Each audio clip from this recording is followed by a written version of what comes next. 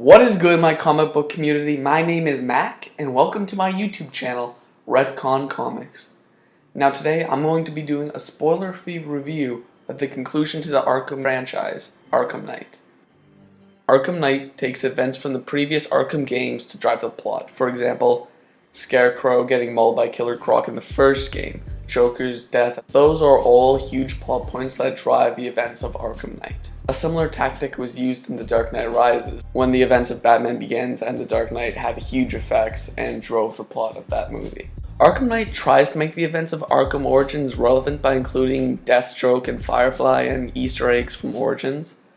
But Origins serves no real purpose to the plot, besides a few fun nods to the people who actually played that game. Overall, just like The Dark Knight Rises, it had a satisfying ending, but it was also open to more DC games. Who knows, maybe one day we might get a Batman Beyond Arkham. And by the sounds of it, the Justice League is alive in this game. There are tons of fantastic Easter eggs throughout the game, talking about the Flash and Keystone City, Superman and Metropolis. Yeah. Metropolis next time. No way, man. You think the Bat's tough to kill? You don't want to go up against the other guy in the cape. Lex Luthor even running for president. Hell, you can go to Wayne Tower and there's a message from Lex Luthor there. Mr. Wayne, Lex Luthor calling.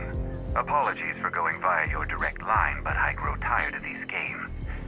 LexCorp has made a very generous offer for Wayne Tech's Applied Sciences division, yet your persistent unavailability begins to look less like a busy schedule and more like deliberately antagonistic behavior.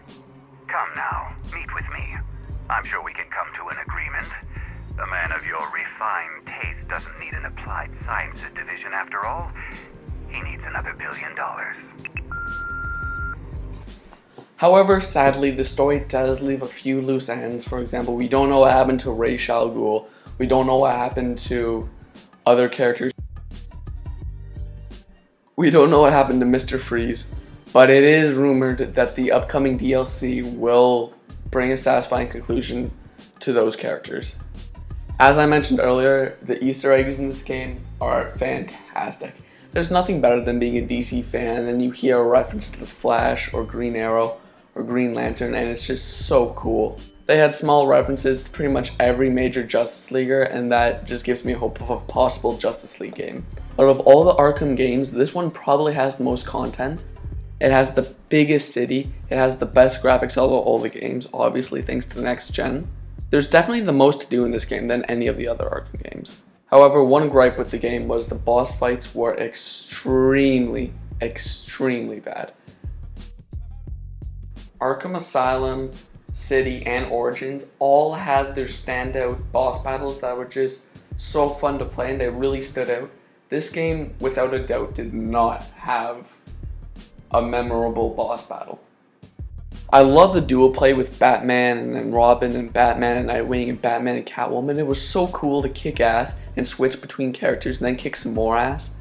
And it was really nice to be able to play as all these great characters and not have to spend money on DLC to play as them. Another thing that was cool is that you didn't have to wait to beat the game to change your skins. You could change your skins whenever you want. If you want to play as Thomas Wayne in the storyline, you can play as Thomas Wayne in Flashpoint. If you want to play as Terry McGinnis, play as Terry McGinnis at any point. It was pretty cool. And it was pretty considerate of the people at Rocksteady. Something that wasn't very considerate was that for the first time, there were no challenge maps. This is probably the worst part of the game. Challenge maps were one of my favorite parts about the previous Arkham games. And now that they're not here, it really upsets me. Especially with the abundance of playable characters like Nightwing, Robin, Batgirl, Red Hood, all these awesome playable characters, and you only get to play as them in the Arkham episodes or Arkham stories. That's pretty lame.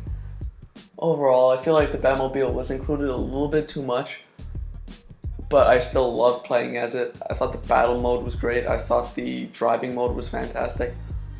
It was a really cool feature to the game, and I am glad they added it. Overall, the game was on par with City as the best Arkham game in the franchise. I really enjoyed it. I'm definitely going to be playing it again. It was a fun game and a very satisfying conclusion.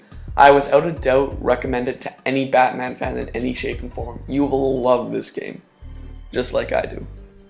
I'm going to do another video talking about spoilers, obviously, my views on the Arkham Knight identity, and maybe another video talking about all those fantastic Easter eggs, because they're so good, it's so hard not to make a video about them. Alright guys, thanks for watching. Hope to see you back here as soon as possible.